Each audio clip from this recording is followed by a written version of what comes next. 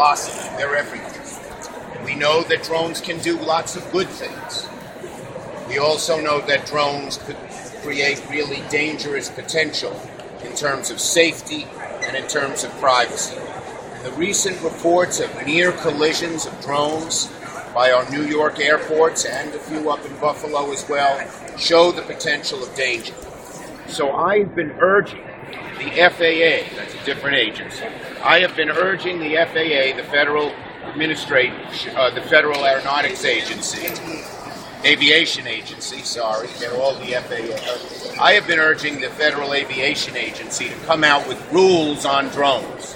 They've taken too long, but the good news is that finally they have announced rules and regulations this morning.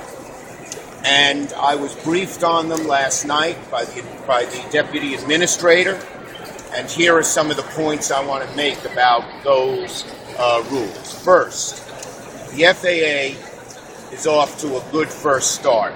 We need regulation of drones. We don't need to eliminate them. They do lots of good things. But we've got to be careful when it comes to safety and to privacy. And these rules do some things very well, particularly in regard to air safety. They also leave lots of unanswered questions, which I'll get to in a minute. Let me first talk about the good side. They're very strong on provisions. They have strong provisions to prevent collision of drones with aircraft. And these relate to commercial drones as well as hobby drones. First, none of them can fly above 500 feet, period. Second, they must remain 4 miles away from any major airport. And beyond the 4 mile perimeter, none of these planes are flying above 500 feet.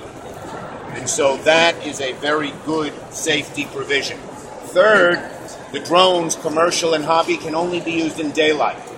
So the dangers of them not being seen or crashing into a plane greatly decrease. Those are good things. And finally, a good thing, they recognize the need for hobbyists, and provided the hobbyists don't fly their drones near airplanes or violate other rules, the hobbyists can continue. Many drone hobbyists were worried that they might just be put out of business. There was legislation in New York City Council to do that. I think that this proposal will make sure that that doesn't happen. So what are the big questions? There are three big questions. First is privacy. The President announced this morning they will put together a working group to deal with privacy, but there's nothing in these regulations about privacy.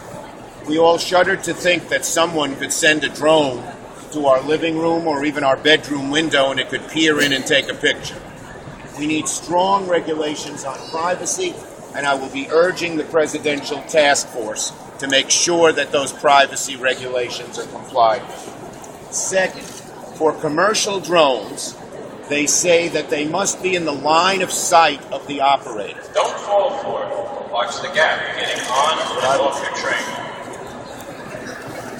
To say that the drone must be in the line of sight of the operator greatly limits what commercial drones can do. This has nothing to do with, in my opinion, safety or privacy. For instance, you want to patrol your farm. You have a huge, big cattle farm, and you want a drone to see if any of the fence is broken. That's not going to be in the line of sight. If Amazon eventually wants to deliver packages by drones, and that's a big question, obviously the drone can't be in the line of sight of the operator.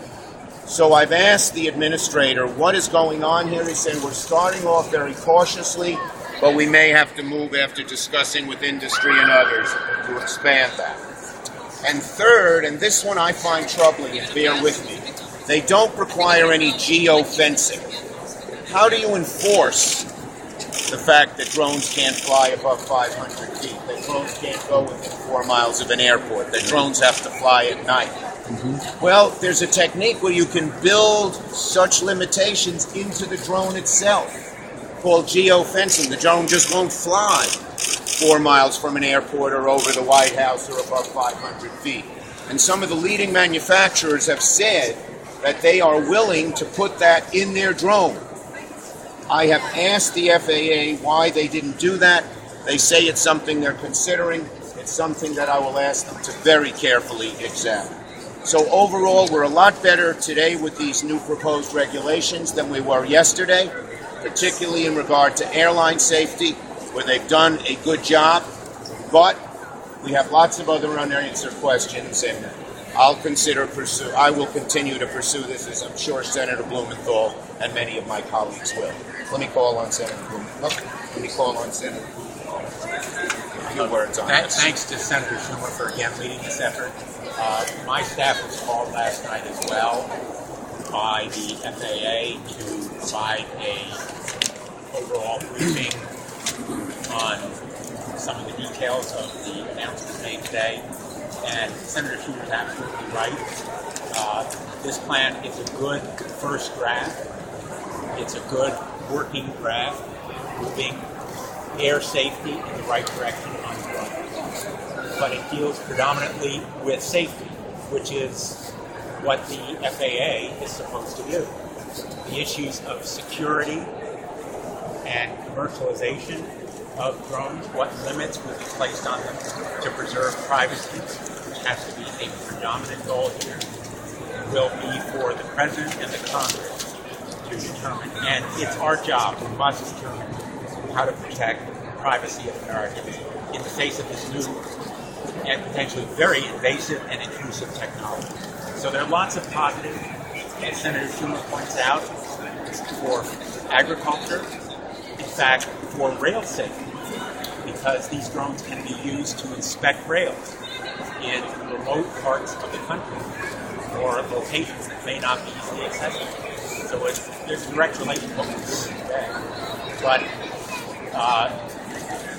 there needs to be a lot more work, and this step is a good first step in the right direction, a good working first draft, and the FAA should be and will be receptive to contributions from legislators and others. I've had 2 or 3 Sunday press conferences urging the FAA to put out regulations, and so I'm glad they did, and we'll keep at it.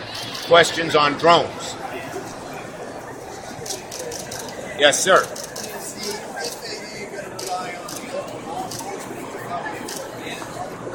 That's a great question. The enforcement question, the FAA enforces regulations now because they monitor the airspace. But with so many drones out there, it's much harder. That's why I think neither local law enforcement nor even the FAA itself can probably do it. And putting in this geo-fencing is probably, in my judgment, initially the right way to go, which just doesn't allow the drones to fly where they are not supposed to. So the enforcement can be against the manufacturers, not just against the users. Right. Okay? Senator, on a different topic. Well, let's go to this topic first, finish this topic. Any more on this one? Other topics? In terms of the $20 million that the city needs to be reimbursed for in full, where do we stand on that? Good question. We've had some very good conversations with Secretary Burwell, who is in charge of this as head of HHS. They're working very positively to try to help us, and I think they're going to have some announcements in the next few weeks. Do we have any sense of how much they have paid the city already? Defense? I will get you all that information. Okay? But we're hopeful that I'm very hopeful, I'm optimistic the regulations will be very helpful to New York. I'm optimistic too. He's sunny disposition. Okay. Thank you, everybody. Great. Good.